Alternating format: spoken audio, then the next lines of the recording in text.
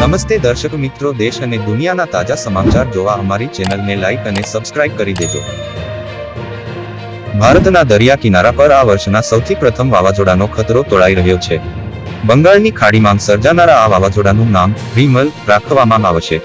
હવામાન વિભાગના જણાવ્યા પ્રમાણે આ વાવાઝોડું હાલ બંગાળની ખાડીમાં છે અને ભારતના પશ્ચિમ બંગાળ તથા બાંગ્લાદેશના દરિયા કિનારા તરફ આગળ વધી રહ્યું છે. વાવાઝોડાને જોતાં પશ્ચિમ બંગાળ, ઓડિશાના કેટલાક વિસ્તારોને સતર્ક કરી દેવામાં આવ્યા છે અને વાવાઝોડા પહેલાંની તૈયારીઓ શરૂ કરી દેવાઈ છે.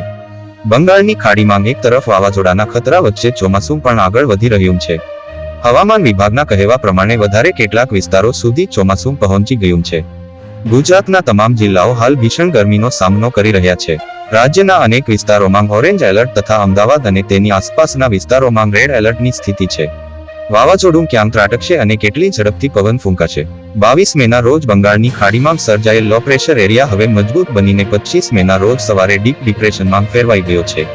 શનિવાર સાંજ સુધીમાં આ સિસ્ટમ વાવાઝોડું બની જશે અને ત્યારબાદ આગળ વધીને તે એક ભીષણ ચક્રવાતમાં ફેરવાઈ જશે. હવામાન વિભાગના કહેવા પ્રમાણે આ સિસ્ટમ લગભગ ઉત્તર તરફ આગળ વધશે અને 25 મેના રોજ સાંજે પૂર્વ મધ્ય અને તેની પાસે આવેલા ઉત્તર બંગાળની ખાડીના વિસ્તાર પર તે વાવાઝોડું બની જશે. હાલ એવી સંભાવના દેખાઈ રહી છે કે તે 26 મેના રોજ વહેલી સવારે ભીષણ ચક્રવાતમાં ફેરવાઈ જશે, એટલે કે વાવાઝોડું બન્યા બાદ પણ તે વધારે તાકતવર બનતું રહેશે. ભીષણ ચક્રવાતના રૂપમાં જતે સાગર દ્વીપ અને ખેપુપારાની વચ્ચે બાંગ્લાદેશ અને પશ્ચિમ બંગાળના કિનારાની આસપાસ ત્રાટકે તેવી સંભાવના છે. હવામાન વિભાગના તાજેતરના બુલેટિન પ્રમાણે વાવાઝોડું ત્રાટકશે ત્યારે પવનની ગતિ 110 થી 120 પ્રતિ કલાકની રહેવાની સંભાવના છે. પવનની ગતિ વધીને 130 કિલોમીટર પ્રતિ કલાક પહોંચે તેવી સંભાવના છે. તો હાલ માટે બસ આટલું જ. અમારી ચેનલને અવશ્ય સબસ્ક્રાઇબ કરી દેજો.